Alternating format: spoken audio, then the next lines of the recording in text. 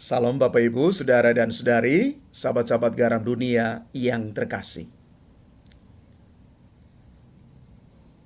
Dari bacaan Injil hari ini, muncul satu pertanyaan demikian.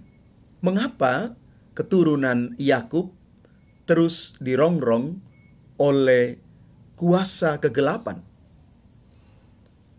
Karena memang keturunan Yakub itu adalah representasi bangsa pilihan Tuhan yang menjadi model bagi banyak bangsa yang lain untuk mengimani Tuhan.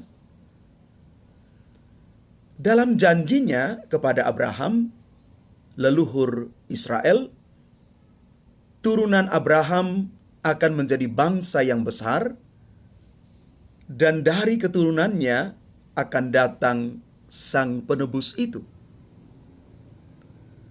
Merongrong keturunan Yakub berarti menghalangi perwujudan rencana Tuhan tersebut. Jika bangsa-bangsa melihat bahwa janji Tuhan tidak terwujud, maka tidak ada alasan bagi bangsa itu untuk percaya kepada Tuhan. Selanjutnya, orang bertanya demikian, mengapa banyak orang melawan kuasa dan wewenang dari Kristus? Karena Kristus adalah pelaksana terakhir pemenuhan janji keselamatan Allah bagi manusia. Kekuasaan Kristus Yesus tidak terbatas dan kerajaannya tidak berkesudahan. Maka merongrong taktanya berarti menghalangi perwujudan kerajaan Kristus.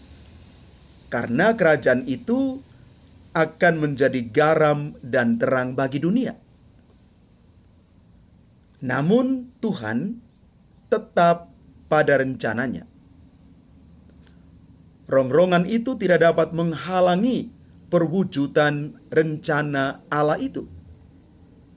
Walaupun menderita, kedua saudara sepupu ini, yakni Yesus dan Yohanes Pembaptis, tetap setia pada perutusan mereka masing-masing, di mana tujuannya hanya satu, yakni agar kehendak Tuhan terlaksana sepenuhnya bagi dunia dan manusia.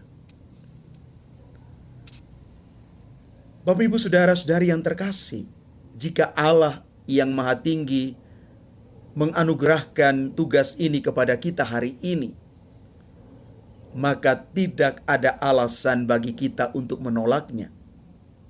Karena Kristus yang sudah berkorban bagi kita, memberikan kita tugas untuk mewartakan karya keselamatan itu.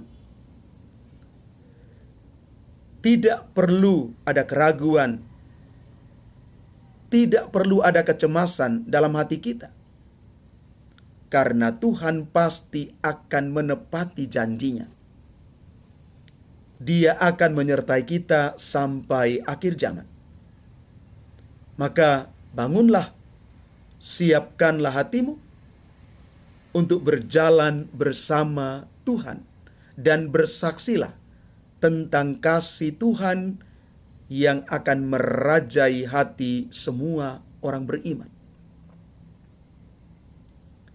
Bapak, Ibu, Saudara dan Saudari yang terkasih, kita diajak hari ini untuk berefleksi. Pernahkah saya dilawan oleh orang-orang yang karena tekadku mewartakan Kristus? Atau pernahkah aku justru menjadi penghalang bagi terwujudnya karya Tuhan itu?